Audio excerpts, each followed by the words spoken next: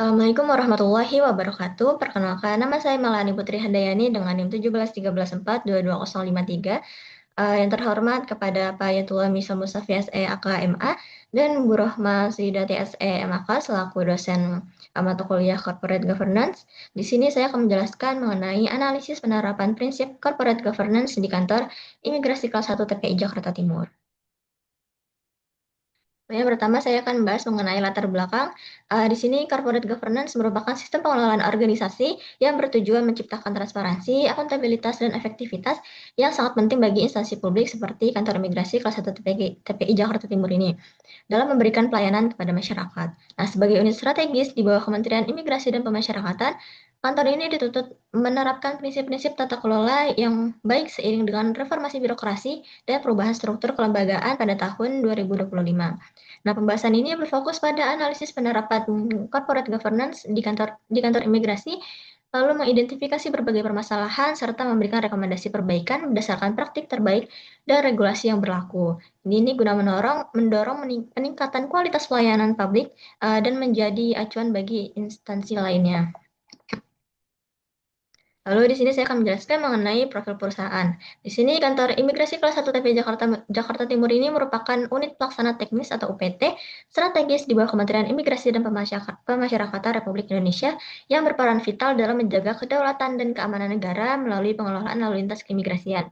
Nah, ini berlokasi di Jalan Raya Bekasi Timur. Kantor ini memiliki status sebagai tempat pemeriksaan imigrasi atau TPI dan berkewenangan penuh terhadap pelaksanaan pelayanan keimigrasian secara komprehensif, termasuk penerbitan dokumen perjalanan, pengelolaan visa dan izin tinggal, serta pengawasan dan penindakan pelanggaran. Nah, di sini dengan rata-rata 2.500 sampai 3.000 pemohon paspor dan 500 sampai 700 pemohon visa per bulan serta ratusan kasus pengawasan tiap tahunnya, kantor ini dituntut memiliki tata kelola yang efisien dan responsif. Nah, selain aspek keamanan, kantor ini juga mendukung fasilitas perdagangan dan investasi khususnya dalam pelayanan keimigrasian bagi tenaga kerja dan investor asing seiring dengan pertumbuhan kawasan di Jakarta Timur. Selanjutnya, struktur organisasi. Di sini berdasarkan Peraturan Menteri Hukum dan Hak Asasi Manusia Nomor 19 Tahun 2008 tentang organisasi dan tata kerja kantor imigrasi yang kini disesuaikan dengan struktur Kementerian Imigrasi dan Pemasyarakatan. Kantor imigrasi kelas 1 TPI ini memiliki struktur organisasi yang terdiri dari yang pertama ada kepala kantor di sini sebagai pimpinan tertinggi yang bertanggung jawab atas keseluruhan operasional kantor. Lalu ada sebagian tata usaha di sini menangani administrasi umum, kepegawaian, keuangan, dan logistik. Nah, selanjutnya ada seksi lalu lintas keimigrasian. Di sini menangani pemeriksaan dokumen perjalanan dan pengawasan lalu lintas orang. Selanjutnya ada seksi izin tinggal dan status keimigrasian. Ini menangani pemohon izin tinggal uh, visa dan perubahan status keimigrasian. Selanjutnya ada seksi teknologi informasi dan komunikasi ini menangani sistem informasi keimigrasian dan infrastruktur TIK atau teknologi informasi komunikasi. Nah, selanjutnya ada seksi penindakan dan pengawasan keimigrasian. Di sini menangani penegakan hukum keimigrasian dan pengawasan orang asing.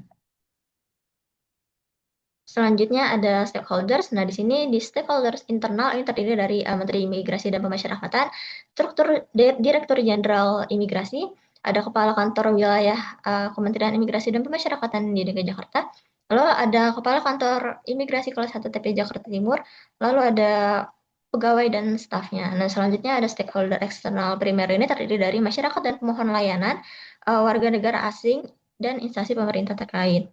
Nah, selanjutnya di stakeholder eksternal sekunder ini terdiri dari lembaga pengawasan, DPR atau DPRD, dan akademis dan peneliti.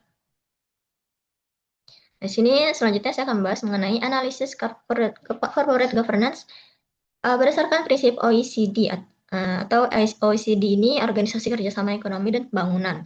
Di sini mengembangkan standar global tata kelola perusahaan yang pertama kali diperkenalkan pada 1999 dengan versi terbaru G20 atau OECD Principle of Corporate Governance. Nah, prinsip ini tuh menekankan transparansi, akuntabilitas, fairness, dan responsibility yang dapat diadaptasi untuk sektor publik dengan tujuan meningkatkan efisien dan akuntabilitas pelayanan masyarakat. Nah, ini mengingat organisasi publik ini memiliki tujuan utama pelayanan kepada masyarakat, bukan profit. Lalu selanjutnya bisa di lihat di sini ada beberapa poin-poin. Yang pertama ada memastikan dasar kerangka tata kelola perusahaan yang efektif. Nah, di sini kantor imigrasi kelas 1 TP Jakarta Timur ini telah memiliki landasan hukum yang jelas berdasarkan Undang-Undang Nomor 6 Tahun 2011 tentang keimigrasian dan peraturan pemerintah terkait.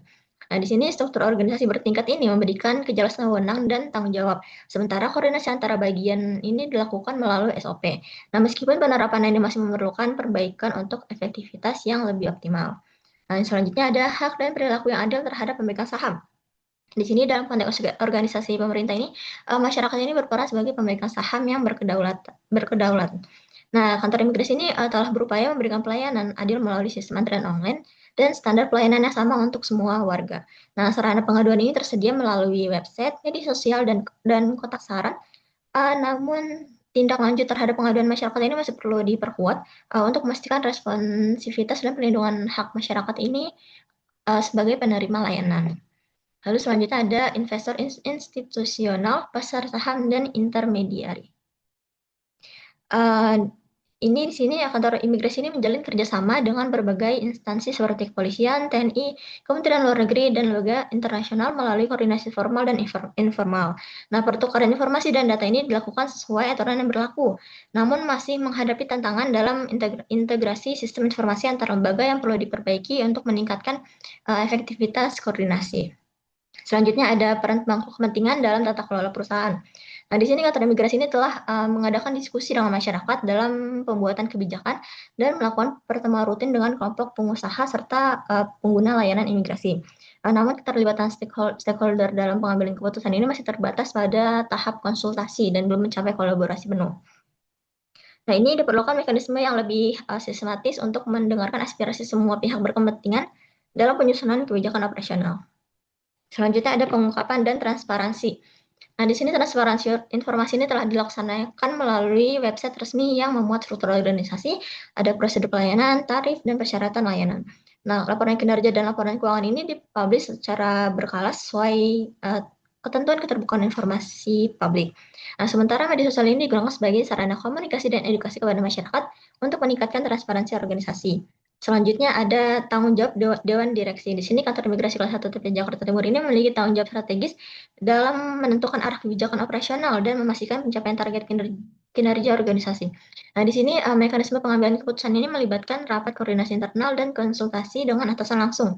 Meskipun sistem evaluasi kinerja ini dilakukan secara berkala, masih diperlukan peningkatan transparansi dan objektivitas serta pembangunan mekanisme pertanggungjawaban yang lebih komprehensif. Selanjutnya ada analisis prinsip corporate governance lainnya. Di sini ada beberapa poin. Yang pertama ada transparansi dan akuntabilitas. Nah, di sini informasi layanan ini sudah tersedia, tetapi transparansi pengambilan keputusan dan penggunaan anggaran ini masih kurang. Selanjutnya ada struktur dan peran Dewan Komisaris atau Direksi. Nah, di sini strukturnya jelas, namun belum ada pengawasan independen dan evaluasi pimpinan belum melibatkan pihak luar. Lalu selanjutnya ada sistem manajemen resiko. Di sini resiko utama sudah diidentifikasi, tapi sistem masih terbatas pada dan belum mencakup kontinuitas layanannya. Lalu yang keempat ini ada kepatuhan terhadap regulasi dan kebijakan internal. Di sini kepatuhan eksternal ini baik, namun implementasi aturan internal dan pelindungan pelaporannya itu masih lemah.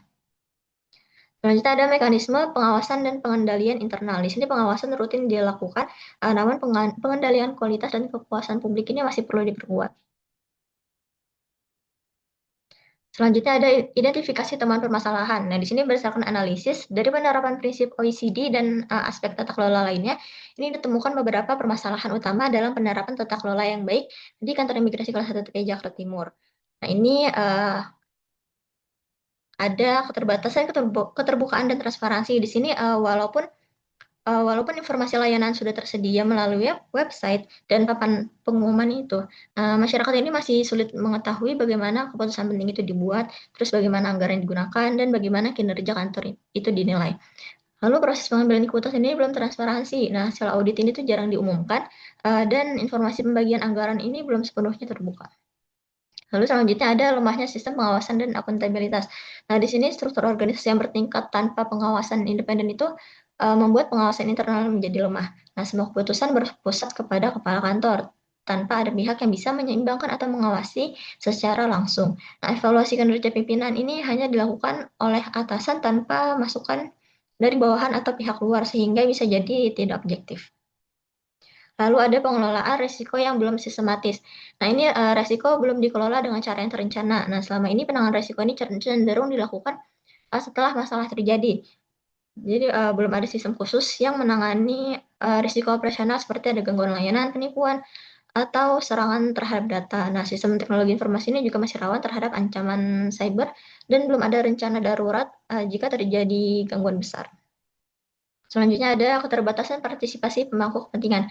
Nah, di sini meski sudah ada forum diskusi dengan pihak luar, masyarakat dan pengguna layanan ini belum benar-benar dilibatkan dalam pembuatan keputusan. Nah, pendapat mereka ini belum dijadikan dasar kebijakan.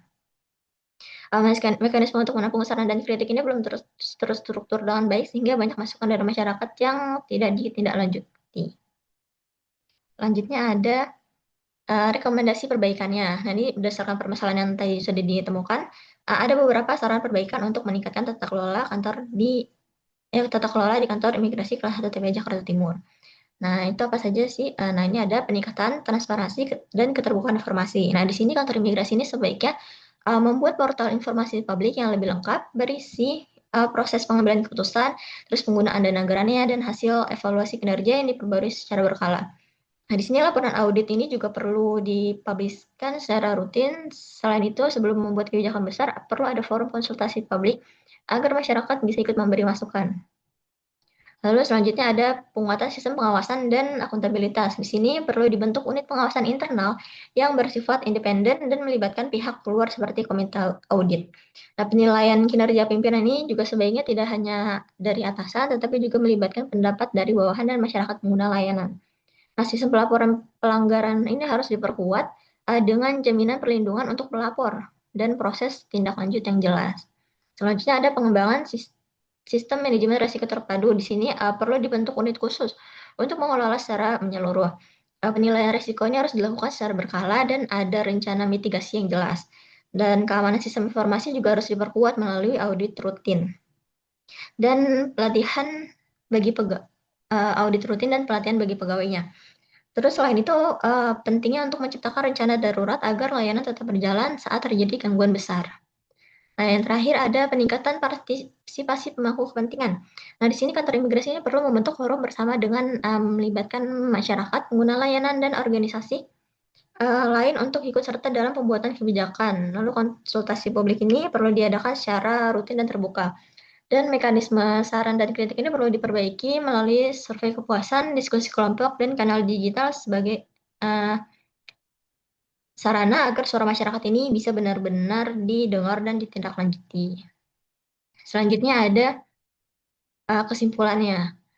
Nah, berdasarkan analisis terhadap penerapan corporate governance di kantor imigrasi kelas 1 TP Jakarta Timur ini disimpulkan bahwa meskipun telah memiliki kerangka tata kelola yang memadai, implementasi prinsip-prinsip OECD ini masih menghadapi tantangan, terutama dalam hal transparansi, akuntabilitas, manajemen risiko, dan partisipasi stakeholder-nya. Nah, dapat diidentifikasi 4 permasalahan utama yang tadi telah dijelaskan, yaitu ada keterbatasan keterbukaan informasi, ada lemahnya pengawasan dan akuntabilitas, lalu ada pengelolaan risiko yang belum terintegrasi, serta ada juga minimnya partisipasi publik dalam pengambilan keputusan. Nah, di sini permasalahan ini berpotensi menurunkan kepercayaan publik dan mengganggu kontinuitas pelayanan. Nah, oleh karena itu, direkomendasikan ada peningkatan transparansi melalui portal publik, terus ada pembentukan unit pengawasan independen, lalu ada pengembangan manajemen risiko terpadu, dan pelibatan stakeholder melalui forum konsultasi yang terstruktur. Sekian penjelasan dari saya. Kurang lebihnya mohon maaf. Semoga yang saya sampaikan dapat bermanfaat. Wassalamualaikum warahmatullahi wabarakatuh.